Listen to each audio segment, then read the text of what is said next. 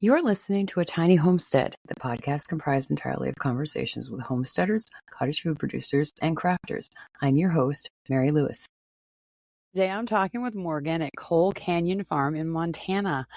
Morgan's been on the podcast a few times under a different name. So, hello, Morgan. How are you? Hello, I'm doing good. Yes, most of your viewers know me as Groovy Grazers, which we're still doing, but we had talked about last time trying to come up with a farm name, and so we finally figured it out, and it's Coal Canyon Farm. So we're super excited to finally have that done after 2 years. Yeah, that's a long time to settle on a permanent name. Yeah. Yeah, it was hard to name the land. We live in a very unique area. We live in canyons, but there is a canyon battlefield. We were trying to take on like not your atypical Montana name, you know? Yeah. So it definitely fits. We're excited. We got to come up with our brand next. That's going to be a nightmare. I guess trying to get your brand registered here can be really hard, and there's not very many like single stick brands left. So that Man, I hope that doesn't take 2 years, but that's next on the chopping block. So I don't know that we have that situation here. When we started our place, we just picked a name, registered it with the state, and that was it. So the name's okay. I can pick my name without registering that with the state, but I mean, we don't have cattle right now. We have horses. And the sheep don't have to be branded. So it's not like a super big rush, but if I'm going to have horses, especially being in Montana, horses going missing is not uncommon, or they get out. And Oh, so brand. I get it. Okay, yeah, brand. it's okay. Yeah, I'm talking like iron brand and like either freeze dry or hot iron brand. Because that's like one of the next big things, that you do in Montana. You pick a name and then you figure out your brand. And people sell some brands for thousands of dollars if they're a single easy one, but it's only $250 to register with that, I think, with the state here. So that's not bad. That's one of the less expensive things to have to do. Okay. Because I'm looking at a computer and because I know you through Facebook, I was thinking brand as in brand, like. Oh, yeah.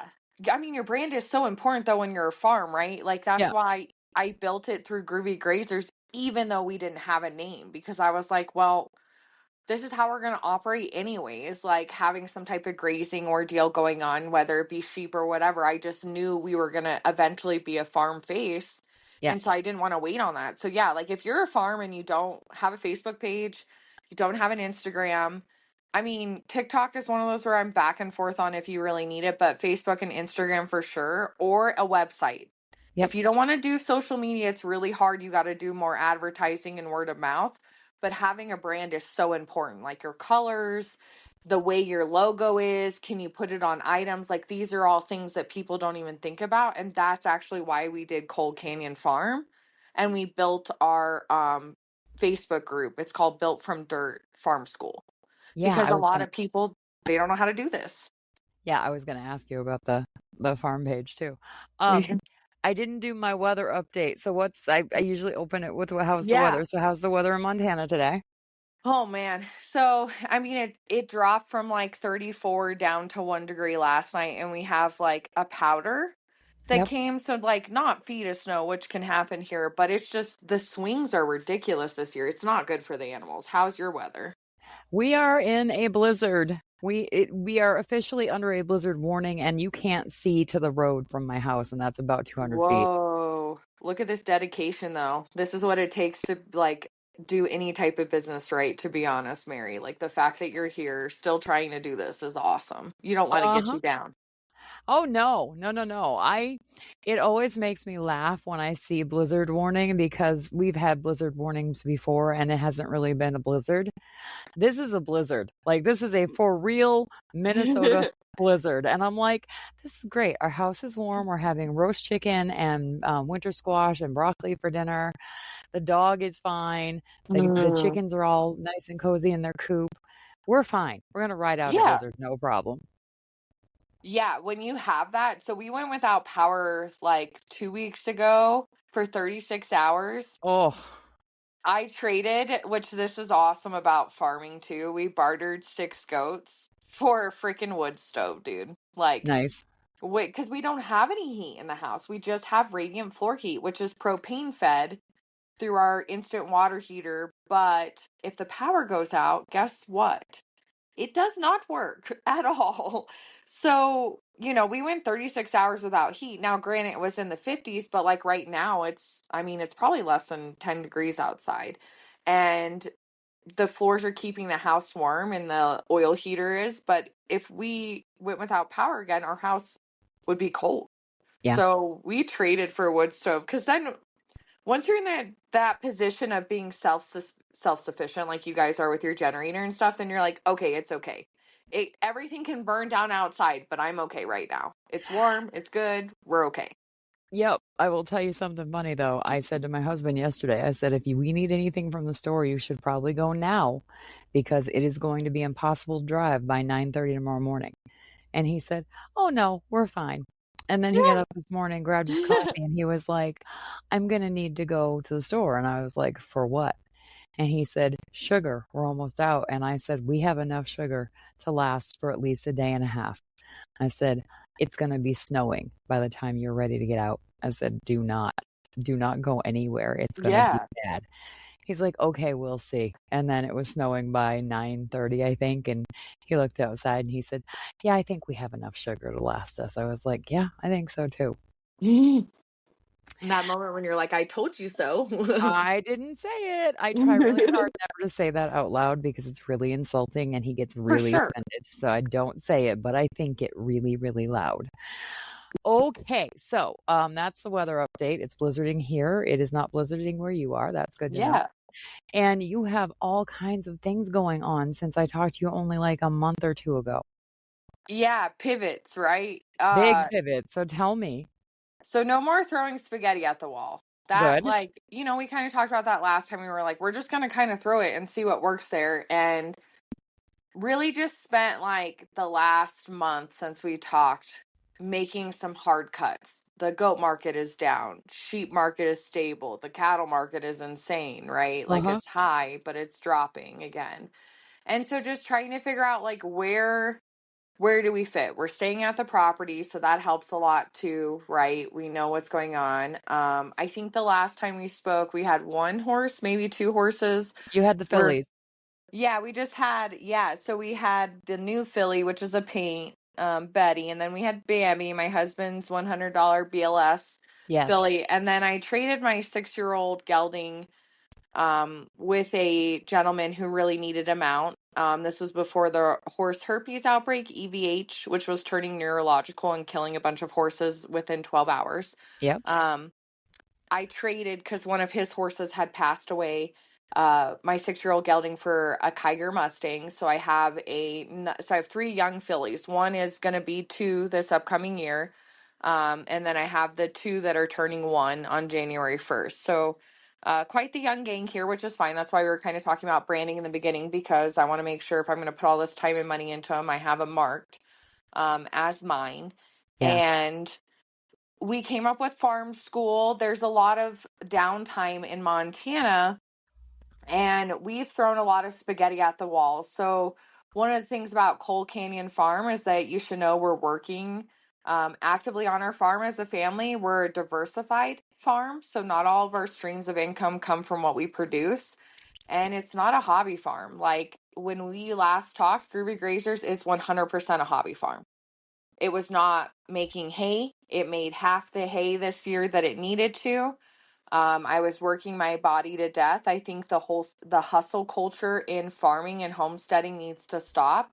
You need to work when you're rested and inspired, and you need to rest when you're tired, which is hard to say, but in the last month I've taken 3 days off, and I have literally transformed our whole farm into what I've been dreaming and kind of alluding to in our last conversations over the few podcasts we've done, is that this is what we wanted. We wanted to be able to educate the public, and build systems from scratch. So on very low income, I think we see too many Instagram farms where these people have made 6 figures doing something else. Now they get to hobby farm. That's a hobby farm. Yep. A real working farmer is very different. we've talked about finances. We've talked about how do you decide what's working and what's not. And I think that Andy and I have thrown enough spaghetti at the wall that we can help others. My big girl job before I became a fully disabled veteran was working at Intuit. I sold accounting software. So all I did for 10 hours a day was pick apart other small businesses. And I really loved auditing the farms. Mm-hmm.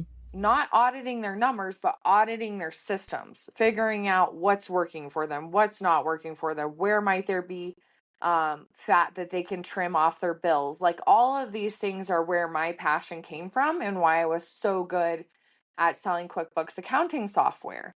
I mean, I was top 10% in the first 6 months. It was almost unheard of what I was doing. And it was because I had such a passion for helping people figure it out. So I was like, well, how can I take that passion and still help other people? And that's why we made Built from Dirt Farm School. It's practical education for new homesteaders, single income families, because I think that's an untouched area in our industry. Nobody wants to talk about one income.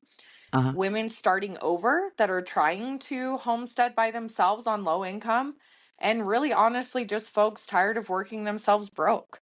Like Yeah. that's farm school. Nice. Yeah. Nice.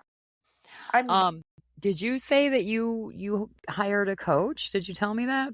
Yeah, so I actually hired a coach, which I think is a big thing. So that's what helped get me focused. So, like, I'm not going to sit here and say that I did all of this reorganizing on myself. What I did is I hired Melanie Greenenough. She's been on multiple areas, lots of different podcasts all over the world, actually. And I got hooked up in one of her free trial classes and I sat down and it was all about how to brand, how to make sure that you're using your time wisely. All these things that I knew how to do, but I needed a system put in place. So I thought about it and I was like, well, I can do this with farms. I may be not good at helping other people set up like a networking or setting up. I mean, she is in the networking space, but that's not all she's doing. She's actually teaching me how to run my business and where to figure out when to hire like employees, when to um when to have somebody that's more specialized because you could be doing other things. So a lot of this is us going back to the education because she's like, you guys have so much life experience. We have Andy, my husband, who is absolutely an expert in living organic soil on the biomes of dirt and stuff. And she's like, why are you guys not spreading this information farther than just Billings, Montana? And I Mm-hmm. was like, yeah, I guess I never thought about that. Like, do people really want to take online classes? Are they really doing that? And I guess because I'm so adverse to being online because I worked from home for many years, actually, way before COVID, I did a little bit of online work that I was like, well, people want to get out and see people, but that's true. But there's not a lot of people educating others because it's like this gate kept secret. Like, yes, there's some knowledge that in farm school we'll charge for, but not everything has to be charged. It's all about making a community. Mm-hmm. And so that's what Melanie brought us to is like Groovy Grazers is great, but when we do the ROIs and we do the projections, it's just not going to work when I can't sell a Nigerian dwarf that's clean, tested, and could be papered for $50. Yeah. Yeah. It's There's no not. way. But I needed somebody that was above me to say, like, hey, not above me, but somebody that worked in multiple business spaces to be able to say, hey, this is just, here's some direction. So, like, the coaching is definitely a huge part of why I've gotten focused because I needed that check of, like, hey, this is what you're doing right now isn't sustainable for 15 years with my body. Mm-hmm. It's not. Like I am disabled even though I don't look like it all the time. I have problems and I'm starting to slow down. My whole dream was to do goat milk, right? To milk the goats. Now we're doing sheep because sheep market is more level and it's multiple streams of income.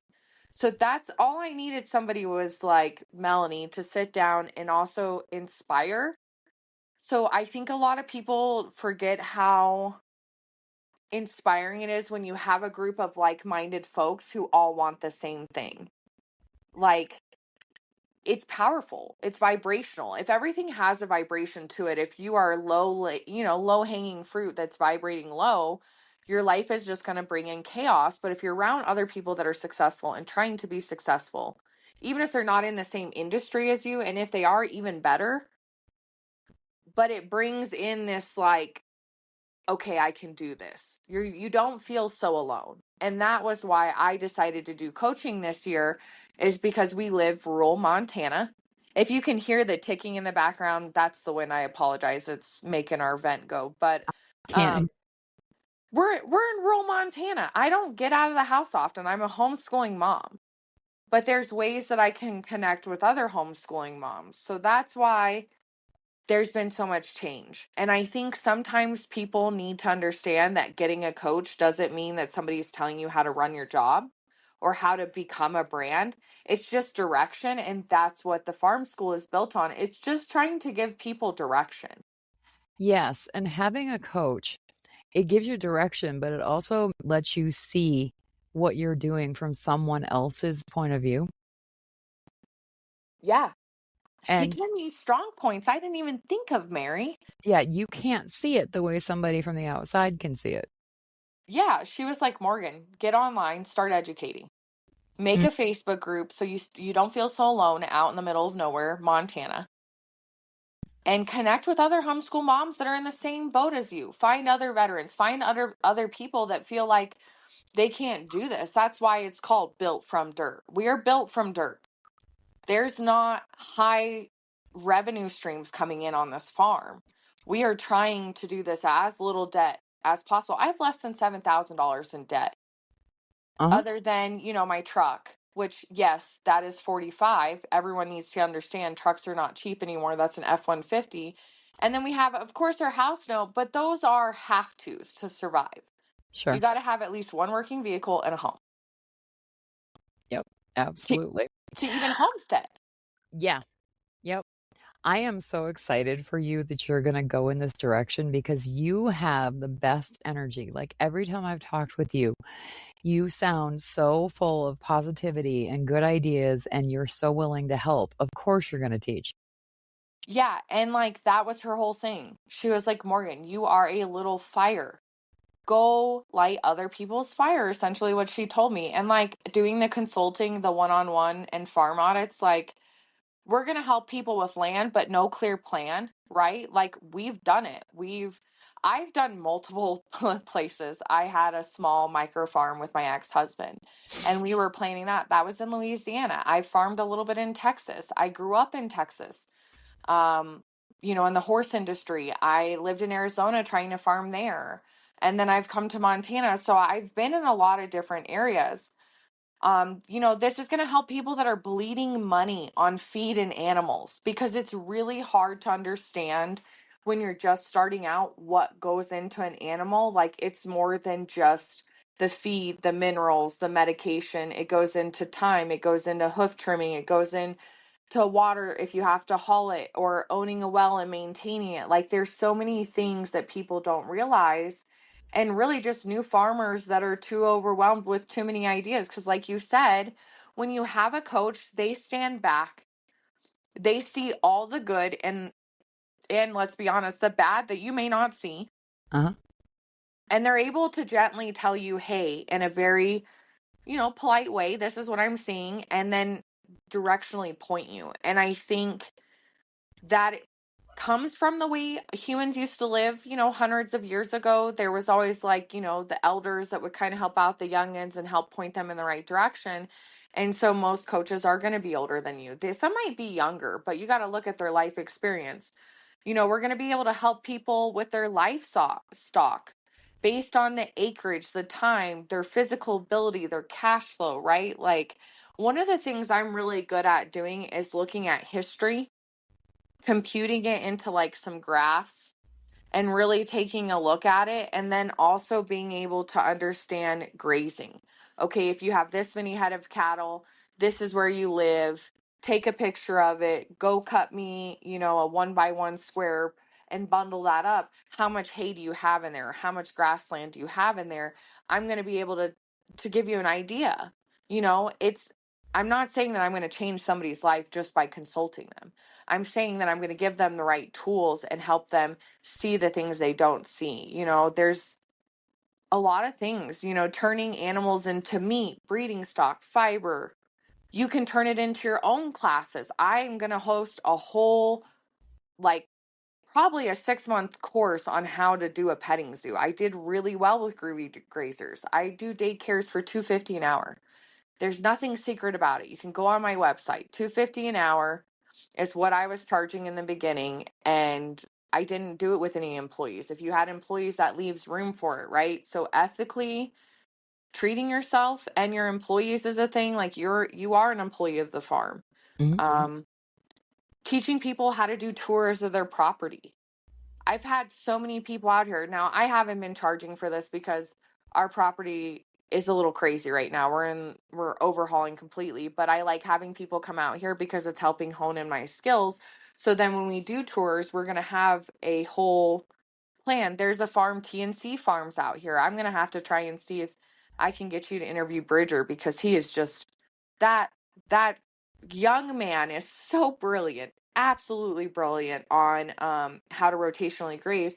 But they do a wool festival, and they do a pumpkin patch at the end of the year, and they do tours, and they have big homeschool groups come in, and like there's so many things people don't realize that you can do without having to even sell an animal. There is income, and you have to have multiple streams when you're a farmer, because it's not good enough if you just have a day job and then it brings in a few $100 a month. I mean, that's a hobby.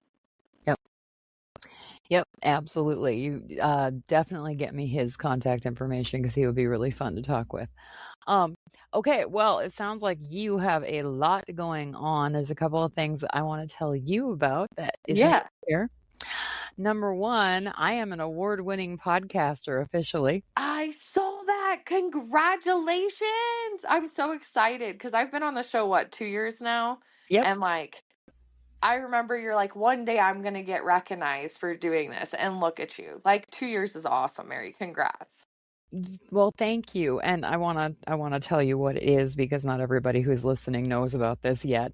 It's the Corporate Visions Media Innovator Awards 2025. And I Yay. got Sustainable Living Podcast of the Year 2025 USA because they're based out of England. That's so cool. That's even cooler that you have like an English following. Like, being worldwide like that is really cool. I'm so proud of you. Thank you. It's so crazy to me. They emailed me and they were like, "Do you want to be part of the pool for this prize?" And I was like, "What do I need to do?" And they were like, "Fill out this form." So I did, and I told them about my podcast, and I won this award. And I was like, "I'm not even sure what this means, but I think it's really cool." No, it is cool. So what are your next steps with this award? Are you going to do a different, like, what all is coming from getting this award that you're going to do? I have no idea. I just think it's super awesome, nifty that I won it. And then the second thing that I wanted to tell you is I'm starting a second podcast for sure. Yeah. It's called Grit and Grace in the Heartland Women in Agriculture. Oh, I love that. And I will definitely talk to my co-host about having you come visit with us because I think that would be really fun. Yeah. My co-host is a lady named Leah, and she is Clear Creek Ranch Mom on Facebook. Okay. And she has the biggest heart. She is a fifth generation cattle rancher with her I family. love that. And she also had worked with the USDA, I think, for grants. Oh, that's awesome. People have no idea about grants. Uh-huh. And she's just fabulous. And we've talked like 3 or 4 times on the podcast episodes over the last 2 years. And I said, we never get to go deep enough. I said, do you want to be a co-host with me on a second podcast? And she said, give me a week to think about it. And I said, okay. And I hit her up exactly a week to the day and said, so did you think about it? She's like, I really want to do it. So that's going to be coming out the first full week of January. Oh, I'm so excited for you. Like, I can't wait to just even listen to that podcast. Like, it's just so cool to see women stepping into this place of like, yeah, we're here. We've been here the whole time helping people, helping our husband farm, and now we're going to talk about it because back in the day men were hunters and women sat around and got to socialize, right? And took care And of the babies and made the yep. food, yes. Yeah, we did everything social, right? In a group, and men had to go off and they were silent, right? Hunting in the woods. And to see women stepping into this, like, we're going to gather again, we're going to get women back together, and we're going to make clear paths for the next generation. Leah, right, is her name. She's a fifth generation farmer. Yep. She's like, guess what? I see so many, I bet you she would even confirm it. She sees so many first generation farmers. And that's probably a lot of her drive is like, I want to help these new people. And like, words between humans is such a real thing, especially when you have, artificial intelligence, when you have people that just will kind of write whatever. It's hard to know what's real and what's not anymore. So being able to discuss with other people, even by phone or by virtual video, is so powerful. And then to have a podcast that's on the same vibrational as everyone else, you're only going to raise your listeners to be better farmers, but you're also going to have all these people, women specifically, right, that are going to come to you guys that are going to say, hey, I want to share my experience. Mhm. And Exactly, yes. Yes, and what's even better is 2026 is the International Year of the Woman Farmer. Did you know that? yes, that's why Melanie was like, you got to step into this, Mhm. like I didn't step know it. into it. Did not know about that until after Leah and I decided to do this together, and I saw it. I was like, "Yes, great timing." Oh man, see, your internal instincts are just they're spot on, right? Like you are empathic with your listeners. You can hear our woes and you can hear the women that are like, there's not a lot of support. When I go talk, and I have nothing against male farmers in this sense, but sometimes when I go talk to them, and I have a throat tattoo for the listeners that don't follow me on Facebook, um, and it's flowers, it's dainty, geo like shapes, nothing crazy, right? No like skulls or anything on my throat. They look at me like I'm crazy. Uh-huh. I have to like almost win their trust over by like giving them like, oh, this little inside tip about being a farmer, and then they're like, oh, she's cool, she can vibe, and it's like, I could vibe with you the whole time. I just had to win you over. And when I speak to a woman farmer, they're like, no, they just listen to you. They understand you. There's no questioning of who you are because they've experienced it themselves. And like, I get it. There's a lot of women that come into farming and they think they're tough enough to do this. And, farming's it's not for the weak. It is No. not for the weak. It's really hard. My friend Nicole, she's somebody else that I want you to interview. She's a farrier and works with the Amish in a horse breeding program. She had to deal with one of the old guys we had taken on. He choked. The vet's out there right now putting him to sleep. Oh, And she was out there all night long with him in the middle of a blizzard. We had, they live an hour away from us. So where they are, there's like 6 foot plus feet of snow. I'm not even kidding you, in Red Lodge right now. wow. And she lives out there. And so she was out all night with that horse, just sitting there because no vet could get to him until 12 o'clock today. Yeah. That's the reality of farming, though. And so I'm excited for this because I think that so many negativities happen in farming that it can get people really down. So if we can get a group of women on a podcast talking about the positives, encouraging each other, not being Instagram fake where we act like everything's peachy on our farm, right? We talk about the reality of farming. Then we're going to see some major breakthroughs in our industry and we need them. I'm actually a wholesale dealer for Agri Best. That was something else that happened. They do Redmond, Sweet Licks products. Those are products for horses, cattle, sheep. Uh-huh. It's all mineral based. Um, and being in that industry, I'm very far and few between. And so I think it's awesome because I am going to go listen to your podcast with Leah. I can't wait. Like, sign me up. You couldn't sign me up any quicker to just listen to it because If it was already out, you'd be like, hold on, I'll come back in half an hour, Mary. Let me go listen to the first episode. No, seriously, because I know. like I think women. I don't think I'm not going to say they're smarter than men because I don't speak like that, but I think women are able to meticulate their words better. I don't even know, or articulate. Sorry, I can't think. It's been a Okay. long night, but like women are just able to use their words better to tell a story. Well, So, women are the communicators, and I will tell yes. you how I know this for sure. Did you know that men out outdo women in podcasting, but most of the men fall off. They suffer from pod fade and the podcasts disappear. But Wow. women tend to hang in longer See because they this? are the communicators. That's cool. See, I wouldn't have known that. And like that's interesting because that is true. Like me and my girlfriends, when something goes wrong, we call each other. Yeah. But when something goes wrong with men, they just text. They don't even text each other. Like Well, they're just like, it's okay. They won't question why I'm even here. And you're like, what do you mean? Like if that was another woman, we would absolutely question why we hadn't heard from them. hmm yeah. The only time a man will ask for help is if it's a dire emergency. Yeah, yeah, men are so stubborn in that sense, and so I think that next year being a women's agriculture, like I'm sure a lot of your demographic is women, right? Because like women attract women in podcasting. Actually, it's not. You are Really? going to die on this statistic. I looked the other day on my Facebook page, mine and Tiny Homestead podcast one. 56 to 60% men listeners. I was like, are you kidding Wow. me?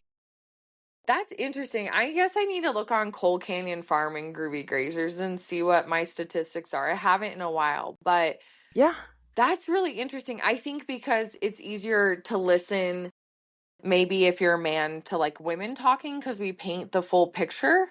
maybe. I don't know I what it don't, is. that's so interesting. Maybe some of your listeners, if you're a man and you're listening, can you chime in on like on the homestead page on like, do you listen to more women or men podcasts? That would even be a cool poll for you to do. Yeah, it absolutely would. Um, okay, Morgan, I try to keep these to half an hour. Yeah. So, the first episode of the new podcast will be out Monday of the first full week of January, so 2 Mondays Yay. from now. And it's only going to be a 1 week, one a week release, so one episode a week Yeah. for a while.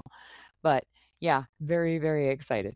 Where can people find you? Coal Canyon Farm on Facebook, is that right? Yes, you can. And you can find us still Groovy Grazers MT Mm-hmm. on Facebook. You can find Coal Canyon Farm on Instagram.